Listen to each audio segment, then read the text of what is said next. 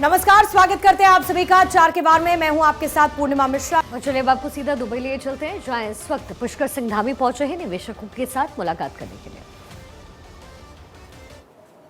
तो समिट में निवेशकों को लाने के लिए यहां पुष्कर सिंह धामी कल रैली करते नजर आए और आज निवेशकों के साथ उनकी ये मुलाकात इस वक्त दुबई में हो रही है। उत्तराखंड में होने वाले समिट को लेकर के यहाँ पर उत्तराखंड के सीएम पुष्कर सिंह धामी पहुंचे हैं।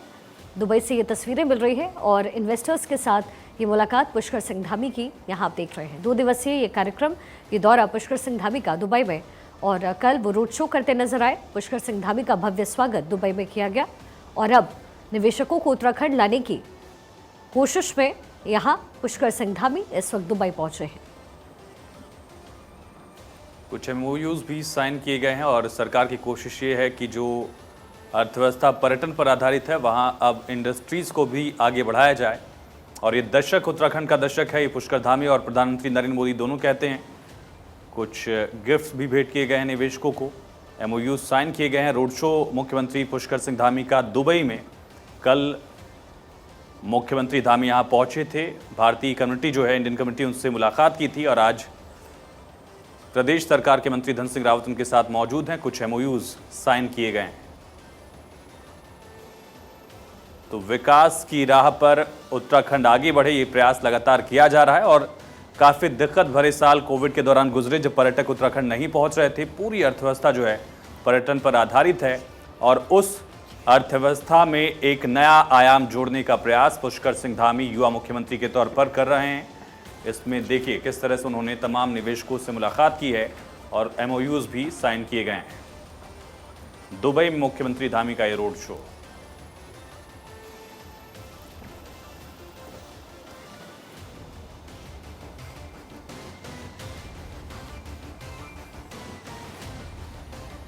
और अब बात कर लेते हैं विधानसभा चुनावों की। बड़ी खबर यह है कि बीजेपी का मंथन लगातार जारी है। जेपी नड्डा के आवास पर बीजेपी कोर ग्रुप की बैठक राजस्थान और मध्य प्रदेश में चुनाव को लेकर के ये मीटिंग बेहद अहम। राजस्थान के बाद अब मध्य प्रदेश को लेकर के बैठक चल रही है। राजस्थान की बैठक में वसुंधरा राजे सिंधिया रही मौजूद। एमपी बीजेपी के तमाम दिग्गज इस वक्त इस मीटिंग का हिस्सा हैं। मुख्यमंत्री शिवराज से लेकर प्रदेश अध्यक्ष वी.डी. शर्मा तक बैठक में तमाम वो चेहरे मौजूद हैं। प्रत्याशियों के नाम पर मंथन जारी है। एमपी में बीजेपी की सूची फाइनल होगी। इससे पहले बीजेपी ने मध्य प्रदेश के लिए 4 लिस्ट आउट कर दी है, लेकिन बाकी के नामों को लेकर के, क्योंकि इन चारों लिस्ट में लगभग 150 से 155 नाम तो सामने आ चुके हैं, लेकिन बाकी की सीटों के लिए कब बीजेपी अपने प्रत्याशियों का ऐलान करेगी वो देखना बहुत महत्वपूर्ण है। और इसी से जुड़ी जो बड़ी खबर है वो ये कि इस वक्त एक बैठक चल रही है। राजस्थान की बात करें तो बीजेपी की जो दूसरी सूची है, क्योंकि एक सूची जारी हो चुकी है लेकिन जो बाकी की सूची है वो जारी नहीं हुई है। लगभग 50 नाम बीजेपी ने आउट कर दिया है, लेकिन बाकी के नाम कब सामने आएंगे इसको लेकर के इंतजार फिलहाल देखने को मिल रहा है। लेकिन अब खबर यह है कि मीटिंग्स में इन्हीं नामों पर चर्चा और इसके बाद फाइनल मुहर।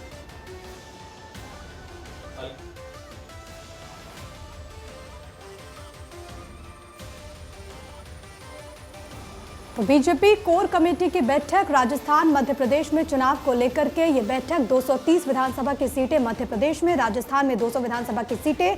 17 तारीख को होने वाली है वोटिंग मध्य प्रदेश में, 26 तारीख को राजस्थान में होगी वोटिंग। अदिति नागर हमारे साथ, हमारी पॉलिटिकल एडिटर, तमाम जानकारी के साथ इस वक्त मौजूद है। अदिति, राजस्थान और मध्य प्रदेश को लेकर के लगातार बैठकों का दौर, राजस्थान को लेकर के एक मीटिंग हुई और इसके बाद अब इस वक्त मध्य प्रदेश को लेकर के बैठक चल रही है। क्या कुछ अभी तक बातें निकलकर सामने आई इस मीटिंग से? देखिए, फिलहाल आपको बता दें कि राजस्थान की बैठक अंदर चल रही है और 12:30 बजे बैठक हुई थी। उससे पहले कुछ मिजोरम के भी नेता यहाँ पर मुलाकात करने आए थे। देखिए, दरअसल जेपी नड्डा कल सुबह अजमेर दौरे पर हैं, अमित शाह भी 2 दिन के दौरे पर हैं। इसको लेकर आज एक कोर ग्रुप की बैठक हुई है, राजस्थान की कोर ग्रुप की बैठक। और क्योंकि अब समय आ चुका है जब एकदम पूरी तरीके से चुनाव प्रचार में उतरना है, ऐसे में अब जो अगली सीईसी की बैठक होगी उसमें तमाम जो तेलंगाना, मिजोरम, राजस्थान और मध्य प्रदेश की 98 सीट्स बची हैं, इसके अलावा छत्तीसगढ़ की तो बहुत कम सीटें बची हैं। तो ये तमाम वो सीटें हैं जिन पर चर्चा होनी है। लेकिन अभी आपको बता दें, फिलहाल हम जेपी नड्डा के आवास के बाहर मौजूद हैं, जहां पर राजस्थान की बैठक पिछले लंबे समय से बैठक चल रही है। 1 बजे से बैठक है, अमित शाह भी अंदर मौजूद हैं, जिसमें करीबन 130 सीटों पर चर्चा की गई है। और अगर देखा जाए तो अब जो दूसरी लिस्ट आएगी 41 सीटों के बाद, वो 70 नामों की सीटें होने वाली हैं। 70 लगभग 70 सीटों पर जो अनाउंसमेंट होगा। लेकिन पहली सीट के बाद का, पहली लिस्ट के बाद का जो रिएक्शन रहा है, तो उसको देखते हुए काफ़ी विस्तार से चर्चा हुई है।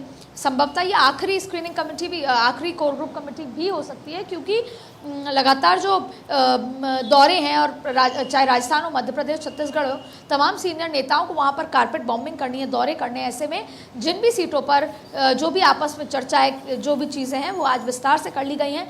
केवल 20 सीटें ऐसी हैं जिसको अभी फिलहाल छोड़ दिया गया है। ऐसे में अब ये देखना होगा कि अगली सीईसी की बैठक कब होगी। अगली सीईसी की बैठक में काफ़ी सारे नाम सामने आएंगे, लेकिन फिलहाल आपको बता दें। तमाम जानकारी के लिए आदित्य आपका बहुत शुक्रिया। राजस्थान मध्य प्रदेश को लेकर मंथन और केंद्रीय चुनाव समिति की बैठक से जुड़ी ये जानकारी सामने आई। वहीं देश में समलैंगिक शादियों को कानूनी मान्यता देने से सुप्रीम कोर्ट ने इनकार कर दिया। कोर्ट ने अपना फैसला सुनाते हुए कहा कि शादी मौलिक अधिकार नहीं है, समलैंगिक शादियों पर कानून बनाना संसद का अधिकार है। कोर्ट ने मामले में कमेटी बनाने के निर्देश दिए हैं। मामले पर फैसला सुनाते हुए सीजेआई ने कहा कि सभी को अपना साथी चुनने का अधिकार है। सरकार ध्यान रखे कि समलैंगिक समुदाय के साथ किसी तरह का भेदभाव ना हो।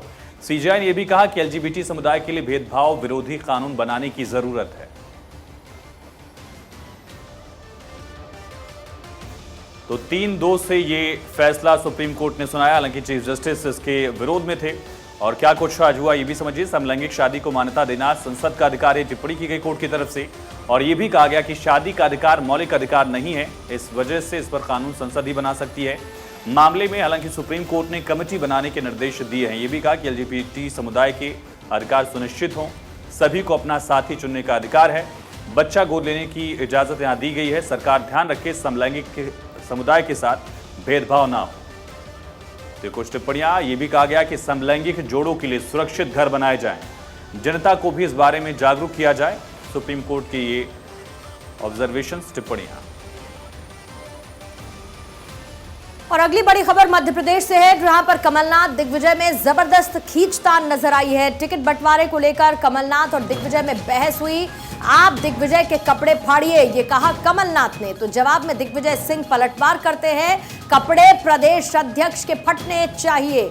और दोनों के बीच में ये तू मैं वाद विवाद, सबके सामने जमकर बहस की तस्वीरें देखने को मिली। सुनिए। और जय बदन के कपड़े पहने, आप जाके दिग्विजय सिंह और जय बदन के कपड़े पहने, आप जाके दिग्विजय सिंह और जय बदन के। तो आपने सुना क्या कहा कमलनाथ ने। टिकट बंटवारे को लेकर ये बहस मुबाहिस चली और इस पूरे मामले पर कमलनाथ ने जो कहा आपने वो भी सुना और इस पर दिग्विजय ने किया है पलटवार। उनके कपड़े फाड़ने, मैंने आपको जवाब में कहा था कि अगर आपकी बात ना माने तो आप भी उनके कपड़े फाड़िए। एक मिनट भैया, ए फॉर्म और बी फॉर्म पर दस्तखत किसके होते हैं? पीसीसी प्रेसिडेंट के। तो कपड़े किसके फटने चाहिए बताओ? अच्छा, मेरा और दिग्विजय सिंह का संबंध राजनीतिक नहीं है, हंसी मजाक का है, प्यार का है। दिग्विजय सुनते रहो। और मैंने बहुत पहले इनको एक पावर ऑफ अटॉर्नी दी थी अपनी। वो पावर ऑफ अटॉर्नी थी कि कमलनाथ के लिए आप पूरी गालियां खाइए, ठीक है? तो ये पावर ऑफ अटॉर्नी आज के दिन भी वैलिड है। लेकिन ये भी सुन लीजिए, गलती कौन कर रहा है ये पता होना चाहिए। देखिए, गलती हो या नहीं होए, गाली खानी है।